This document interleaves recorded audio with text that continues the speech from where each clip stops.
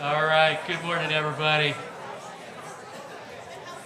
Man, a month ago or so, Ron was like, hey, who wants to preach on New Year's Eve? And it's always the rotation schedule. Ryan got it last year, and we're all just sitting in the office and just like, of course, man, it's my turn. Let me go for it. But man, I knew when he asked that, I knew I had something inside me. And based on the journey that I've been on for the last 2 years, since I broke my shoulder and just got laid out, and I had nothing to do but just listen to worship music and just like soak in God, things just been coming alive. And here's a story that I'm going to share with you today that has just come alive to me. And I believe that if you listen to the story, you're in the story too. It's a story of you and I. And as I began thinking about it, it's because God has a way of just leaving an imprint. He has a way of just impacting our life. I mean, do you have people in your life that just, when you're with them, they just make you feel better? I mean, there's just certain people who have that gift. I wish that was something that we all had, and you know what I mean? That when you're, somebody you're seen by them. You know what I mean? And when you're with them, they hear you. They make you the most important person in the room. And your conversations are like the only thing that matters in that moment. There are a few guys like that in my life. And when I'm with them, I feel like they just took me up to another level. Those are the kind of guys we need to be seeking out. I mean, these guys are like catalysts for change. They're like catalysts for transformation. Man, they just leave an impact on you. They just don't influence you. They just don't make a good impression on you, but they make an impact. Those are the kind of people that I look for, and those are the kind of people that I want to be around. I mean, have you ever met a celebrity? Probably a lot of you guys have because you're from California, and you just had like this unforgettable experience. I mean, like the time that you had with them changed your life. A celebrity. I had to emphasize that. A celebrity, right? Sometimes we take like selfies with them or photos with them, and it's like we saw somebody. But living in California, man, we see the movie stars, we see the singers, we see the athletes. And but the question is, man, has a celebrity ever made an impact on you? Well, I want to give you a great example of a celebrity having a great impact on an individual. And this is a video that I found right here. It's amazing. He's talking about motorcycle insurance, and people love it. Of course, they love the savings they're going to get with Geico, but it goes beyond that. You deserve to save. Heard that before. You deserve to save. I know. I need you to hear me. You deserve to save. I deserve to save. I mean, he has a way of making you feel seen. Get savings and expert coverage with Geico Motorcycle. All right, today's sponsor comes from Geico. Just kidding. I had to find one of the greatest memorable experience with a celebrity with an animated gecko to find the point that I was trying to make here. I mean, how did this video end? The guy says he has a way of making you feel seen. When he put his hand on that guy, he goes, you deserve to save. He's like, yeah. He had a way of just reaching him, right? Friends, man, as we launch into 2024, that's the relationship that I want to just present before you today.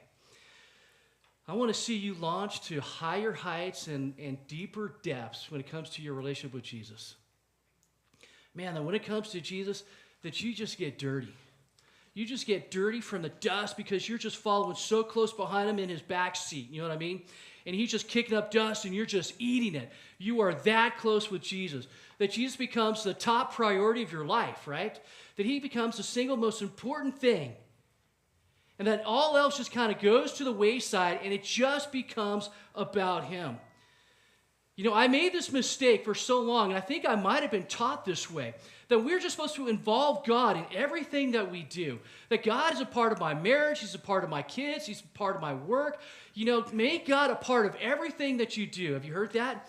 And it took my journey in the last year or two to learn something different. God says, man, I don't want you to just bring me down here and just be a part of everything that you're doing, be a part of my work, be a part of my school, be a part of your relationships. I want to bring you up here, is what he says to me. In your relationship with me, as you're living up here, it's going to fall like an avalanche. It's going to fall like a waterfall into your relationship with your spouse. Your relationship with me is just going to fall as like a waterfall into your kids, into your work. Do you guys see that picture? God says, I want to bring you up here. And in your relationship with me is how you're going to love your spouse. With your relationship with me is how you are going to father your kids, how you are going to be a boss, how you are going to be an employee. I'm going to be straight with you.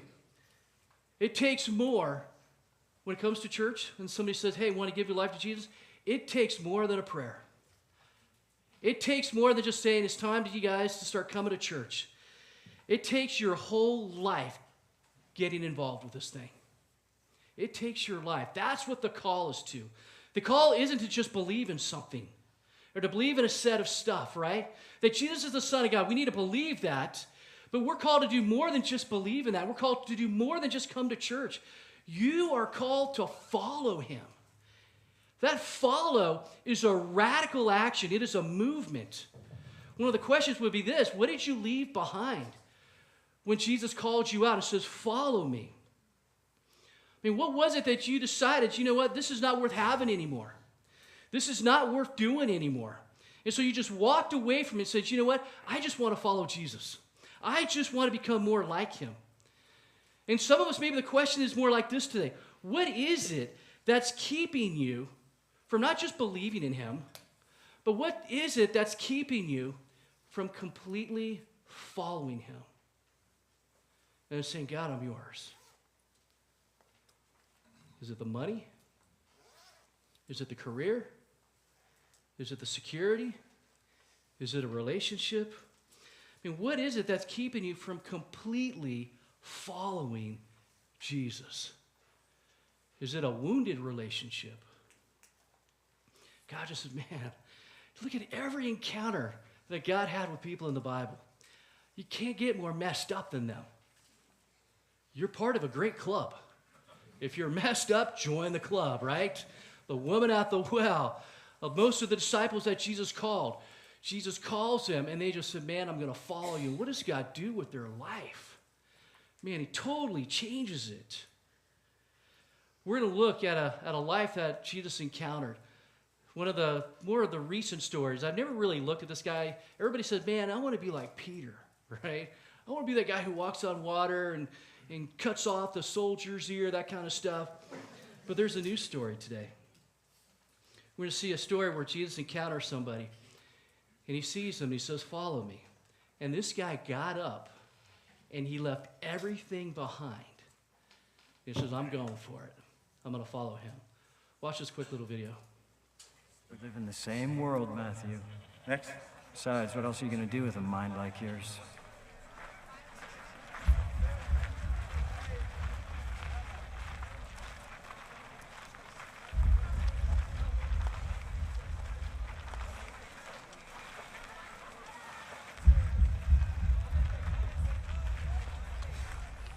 Matthew!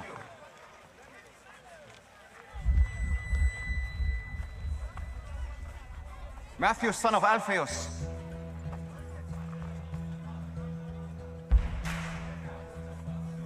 Yes.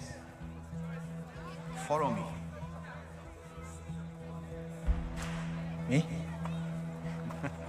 Yes, you. Whoa, whoa, whoa. What are you doing? You want me to join you? Keep moving, street preacher. Do you have any idea what this guy's done? Do you even know him? Yes.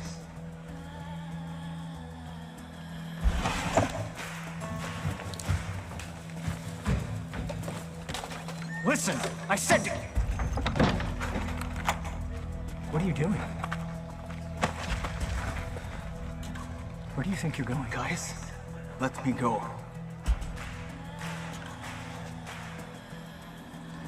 Have you lost your mind? You have money, Quintus protects you. No Jew lives as good as you. You're gonna throw it all away. Yes.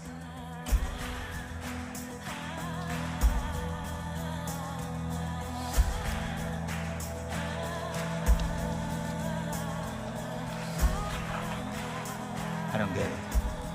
You didn't get it when I chose you either. But this is different. I'm not a tax collector. Get used to different.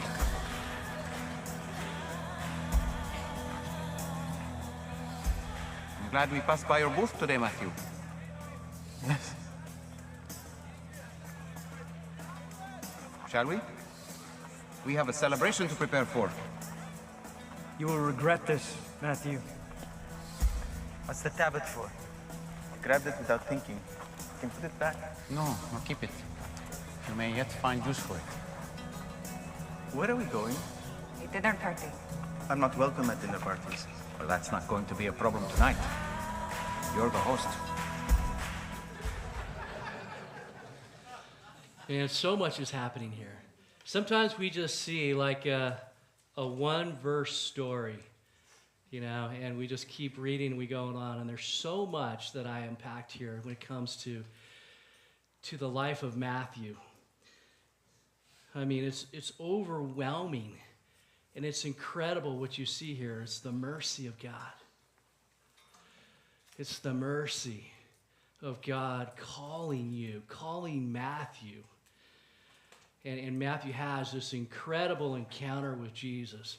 I mean, the real hero of the Bible is God, right? Sometimes we say, hey, man, look at all these guys in the Bible, but the real hero in the Bible is God. And I want to focus on this story with Matthew because he's me. He's you. He's you. And Matthew, he hears his call. It says, he hears the words, follow me. These were words that he longed to hear a long, long time ago.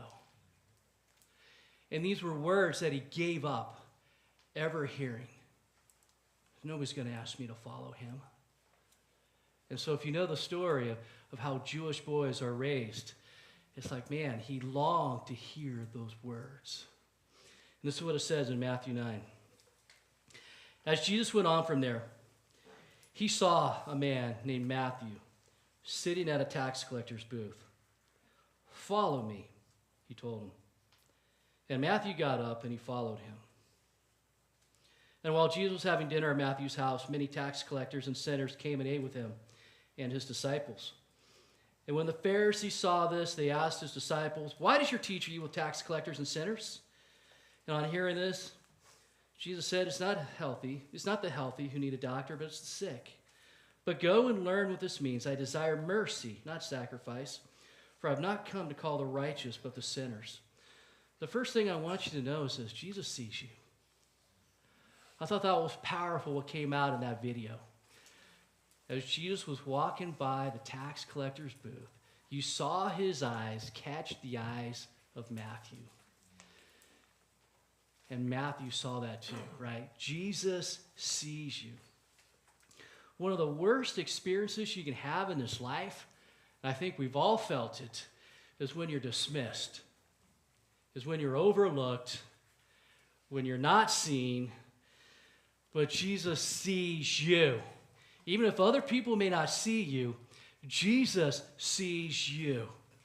And that's what I caught in this story. This is my story. Jesus, he sees me. And Matthew, he's writing his own story here. This is Matthew chapter 9. This is his autobiography, this little paragraph right here. Jesus saw a man, and Matthew followed. That's what Matthew writes about his encounter with Jesus. Jesus saw a man, and I followed him, right? Mark adds that he got up and he left everything to follow him. You see, this is a life-changing event. This is not just a verse in the Bible. This is a life-changing encounter, a life-changing event with Matthew. He's got this fork in the road moment. We've had some of these moments, right? It's the fork in the road. I got this major decision to make. And from that day on, when this decision comes, nothing is going to be the same. We all love those moments. Sometimes we're afraid of those moments as well. But with this one, it is the call of Jesus, right? To follow him. It's this fork in the road. And here's this picture of what Matthew's thinking at the moment. This is who he was. This is how he grew up. Matthew was probably one of the most educated guys of the 12 disciples. Right? He was a tax collector, so he was good at math. He was good at record keeping. He could read and he could write. He knew several languages to be a tax collector at Capernaum at that time. And so at a young age, at the age of 5, like most Jewish boys did, he would enter into his formal education at the synagogue. And he would study the Torah, right? The first 5 books, Genesis, Exodus, Leviticus, Numbers, and Deuteronomy. And he would memorize it and he'd recite it. And for years, that was their focus and that was their study. And then at the age of about 12 or 13, they'd go on to the next phase of their learning. And they would learn the other 39 books of the Bible. And they'd learn about the oral traditions, and they'd learn about the teachings, right? They'd learn all these things. And then after that would come the final stage where you become a candidate. You become a candidate for being someone's disciple. That someone would then choose you and say, you, follow me, become my apprentice, become my disciple. And if that didn't happen, if you were rejected, you would find a trade. And you would do something else. And it's fair to say, looking at Matthew's life, that no one chose him. That he was rejected. Of all the things that he put his mind to, he didn't hear those words, follow me. That's what he wanted to hear. Follow me. But nobody saw anything in him. And so he became a tax collector. All these Jewish boys, they long to be chosen. They long to be someone's disciple. And one of the worst things to experience in life is to be missed, to be overlooked, to be not seen, to be rejected. And Matthew carried this around with him. Nobody wants me. You heard him even in the story here. I'm not invited to parties. Nobody wants me. Nobody's ever wanted me. How many Matthews are in the room today? I think there are a lot of Matthews. I'm a Matthew. And many of us carry that around. And it happens on the playground first, when we're young, right? All right, time to pick teams.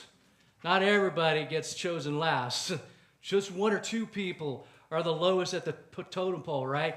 Some of you guys, the playground was a great experience for you. For others, it was the worst thing that could ever happen.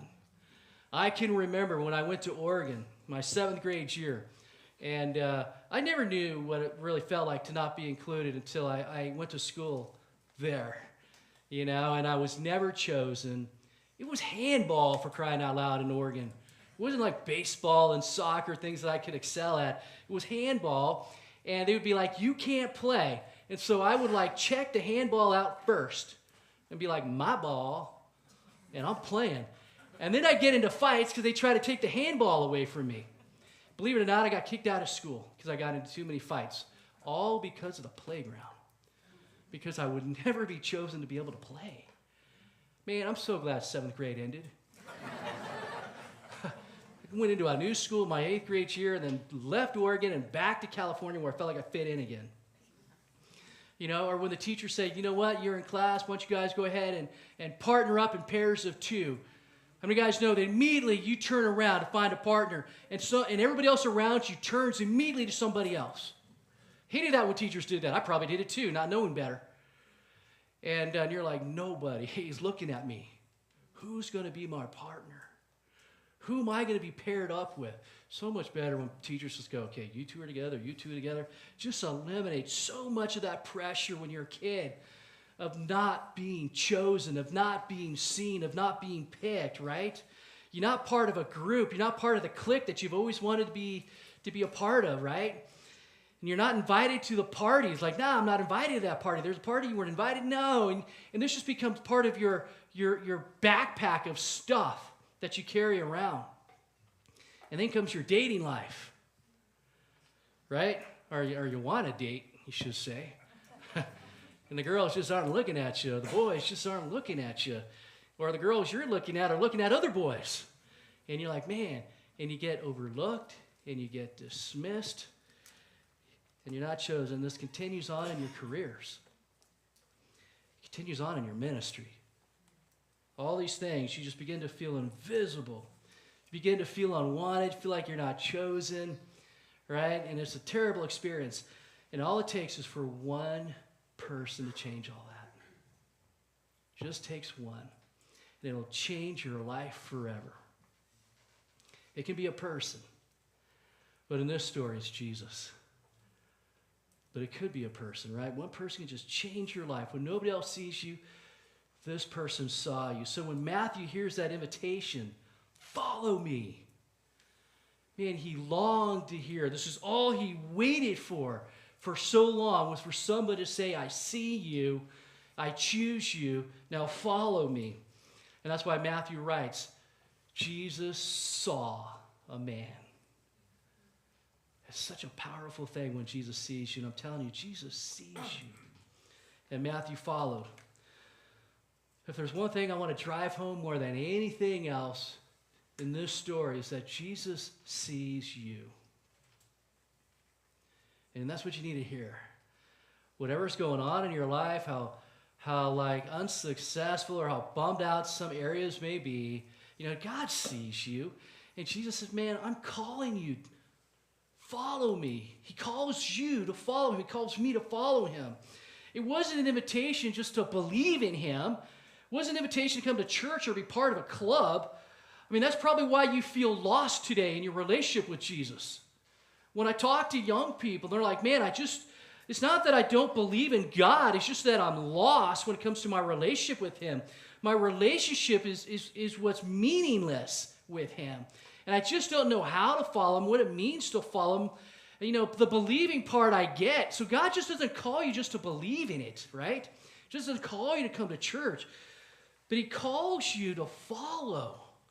And it's in the following, it's in the walking, it's in the hearing, it's in the watching that you become transformed by him when you're with him. I'm not so much transformed because I prayed a prayer.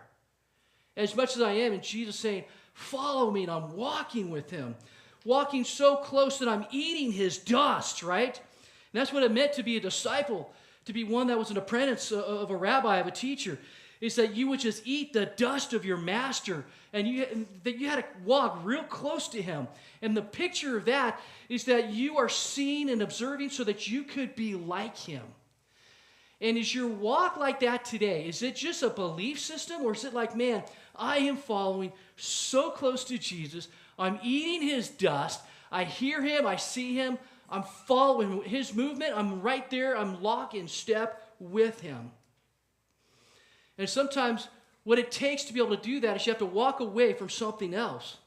You see, Jesus doesn't want to just leave a good impression. Sometimes celebrities can make good impressions, but are they making an imprint on your heart and on your life? Jesus is someone who leaves an imprint. He's someone who can change you. I mean, he calls you as you are, right? But he doesn't leave you as you are. That's the power of the relationship with him. He calls you as you are, exactly where you are, and then he just says, man, I'm not going to leave you there. He doesn't call you to stay where you are in your sin unchanged. He doesn't call you in your thoughts unchanged. He doesn't call you to stay with your heart unchanged. He wants you to follow him so all these things can be transformed. He wants you to be his disciple. One of these 12 that just followed him and they witnessed and they saw and they heard. It's the same call God has for you and for me. It involves movement. I want you to follow me. And Matthew knew that walking away meant his career was over as a tax collector. He wasn't going to be able to go back. That's it. I'm walking away. I'm all in. It's not like I can go back and put my resume to see if I can be a tax collector. There's probably 1,000 other people that snatched that job in line for it. I mean, once he walked away, he walked away. I mean, during the 1500s, during the time of the great explorations, we learned this in class, right? came this daring and this bold story of the Spanish conquistador named Cortez. You know, and around him is this legend, this mythology, whether or not it actually happened to this account, but the legend is this, is that Cortez took 500 of his men to shore, and that he burned the ships. And then he went on to conquer the Aztecs, right? And took Montezuma as his prisoner. You know, and why would he burn the ships? To give the men no other options. Says, you know, there is no plan B, guys. This is our plan. We're going to conquer or we're going to die. That's what the legend writes about this moment. And you know what? There's no plan B, my friends. He's it. I'm not just going to go have a backup plan if God fails me. God's not going to fail you. You can let that plan B go. You can burn your ship and say, God, you're all I need. You're all I want. I'm just going to follow you. It doesn't mean you give up a career. It means that it doesn't take over your life. Jesus takes over your life. That you're living in this sphere up here where you're saying, God, my relationship with you flows into my work and flows into my marriage and into my parenting. This is where I'm called to be. It flows into me being a boss of other people. I mean, I have no other options to default to. God is it when it comes to my life. He's the only one who can help me. He's the only one who's going to be able to save me. I mean, it's just him. When I was younger, for me, burning my ships meant I gave up scholarships at colleges and universities. And my parents didn't understand it. It's like, why would you do that? You have a free ride. I go, because all I want to do is be a pastor. All I want to do is see God do in the lives of young people what he did in my life. And I got to be a youth pastor. And I got to go to Bible college to do that. Now, I didn't know I could have done it another way, but I burned that ship. I rejected the scholarships, and I just said, man, you know what? I just want to be a youth pastor. I was just all in. And in the moment, man, golf was my plan. I wanted to be a pro golfer. I was great at it. And if it didn't make it on the tour, I knew I had a job at a country club. I could be a golf pro at a fancy club, running the club shop. This is going to be the life. Man, I can't tell you how many hours and how many days and months and years I spent with a club in my hand in my bedroom with a boogie board against the wall on rainy days and waiting for the limo to pick me up to go on dance parties, right, the prom and those kind of things with my date at the time, and I'm waiting for the limo, and I'm just chipping against the wall, man. I got this little spot on the boogie board, and I hit that spot, and it'd come right back, and I would 1,000 times a day. I was so absorbed into golf. I ate it, I drank it, I slept it, I lived it. But the moment that Jesus saw me, man, I didn't want it anymore. I burned my ship, and I go, man, I don't want any of that. And then when I was young in the faith, man, more ships that I burned is, man, I threw surfboards off balconies. I'm not surfing. Not permanently, just for a time being, you know what I mean? So I didn't maybe I just lit the edges, so to speak. Gave up girls, but I put a little asterisk by it. I said for the summer, you know. And, because you see, he said, follow me. And all I wanted to do was follow him. All I wanted to do was be like him. All I wanted to do was to learn more. And anything that got in my way, I didn't want it there in my life anymore. See, it's an invitation to follow the glorious person of Jesus. It's the greatest opportunity you've ever been given. It's the greatest invitation you've ever been given to follow Jesus. You think the greatest opportunity and the greatest invitation is maybe $1 million salary at a job? That's pretty dang good, actually. But an invitation to follow Jesus is greater than that. That was what Matthew had. He had the success, and he had the job, and he had the career. And he's like, this is not what I wanted. And Jesus doesn't call everyone to turn away from a career. This was just Matthew's story. I was going to get into another story of another tax collector. And his name was Zacchaeus, but I didn't have time to really get into it. But again, Jesus saw a man. And this guy was in a tree, right? Jesus sees this guy, and he says, dude, okay, Zacchaeus, come down from that tree. I'm going to your house. Jesus saw him. Man, one moment, one evening with Jesus transformed this guy. I mean, in that party, he goes, man, I'm going to give half of my money to the poor. I'm going to give back 4 times what I stole or what I cheated other people. I'm just giving it all back. Jesus didn't call him to follow him, though. Even though he may have been a follower, he didn't say the words, follow me. This guy, he wanted to stay as a tax collector. And this guy, man, he's like, things are going to be different around here. When he went back the next day, he was probably one of the chief tax collectors over other tax collectors. Goes, you know what? We're not doing this anymore. And he probably changed the whole way that the tax collectors in his area was probably collecting taxes. Now, at the end of that story, it says this about what Jesus said. Jesus said, the Son of Man came to seek. He's looking. And he came to save what was lost. You see, the first thing is this. Jesus sees you. Jesus came to seek and to save. And the second thing he does is he saves you.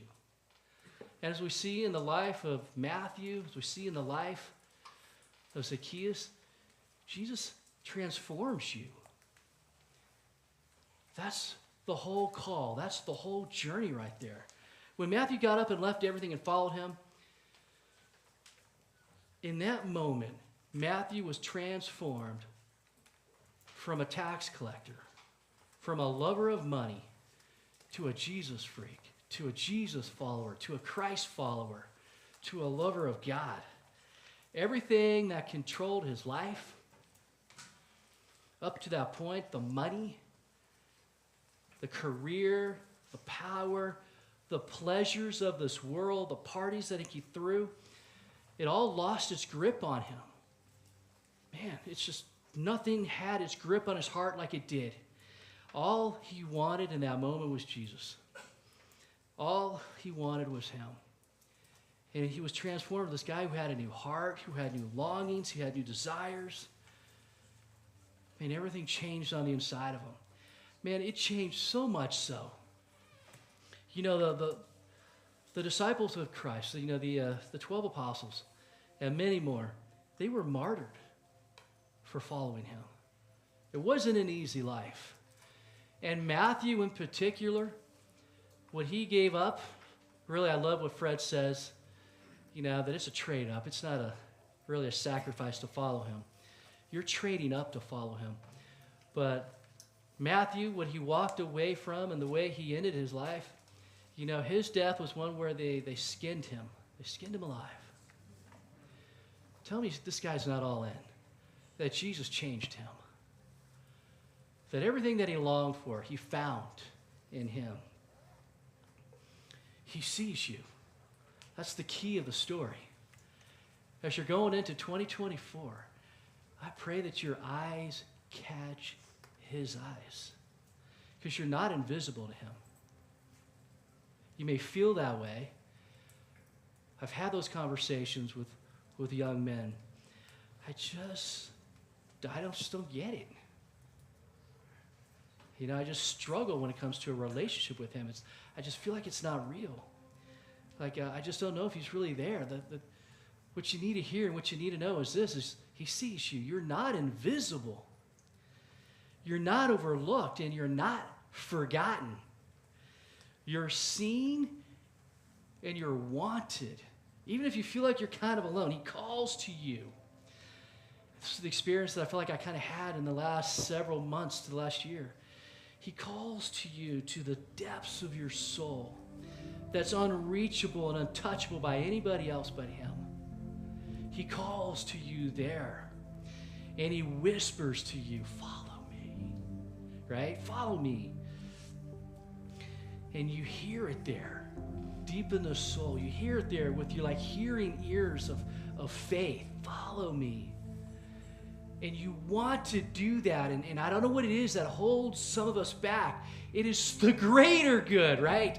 To be able to just say, I want nothing else than that. I'm going to walk away from everything.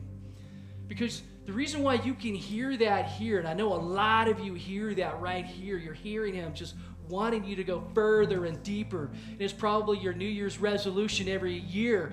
I want to know him more. I want to read more. I want to draw closer. I know that's been me for several years. More, God. And I feel like I'm in the same place this year that I was last year's, where I found myself for decades. But this year was different. Man, I know I can say I'm changed. I'm not the way I was last year. I know I'm deeper because I could hear him call me, and I finally said, all right, man, I'm going to go. Jesus says, that his sheep hear his voice. That's why I know you can hear that. And that's your journey. When people talk about what is your journey, man, everybody's on a journey. That journey isn't just coming to church. That journey is your footsteps that you're taking, walking with him. What I want you to do is, as I close this, and they're just going to begin to worship, I just want you to close your eyes. And just to imagine Jesus sees you.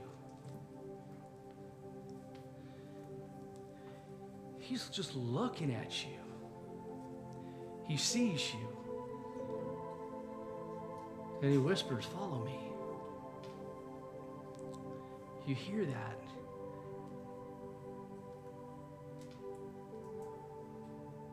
And now it's your turn. Are you going to stay where you are? Or are you going to get up and go? Lord, I pray, as you whisper those words, follow me. God, we're going to be transformed in that moment, just like Matthew was. Nothing's going to have its grip in my heart and on our hearts anymore. God, all we want in this life is you. And we put so many other things in front of you. Lord, forgive me. Forgive us. Lord, forgive me for putting my wife in front of you, for putting my kids in front of you, for putting a ministry or business or and myself in front of you. God, I want to get up. And I want to leave everything behind. And I just want you.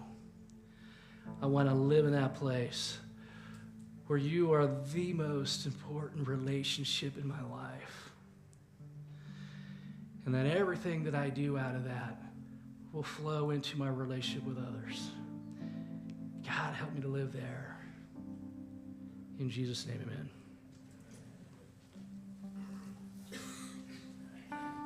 amen.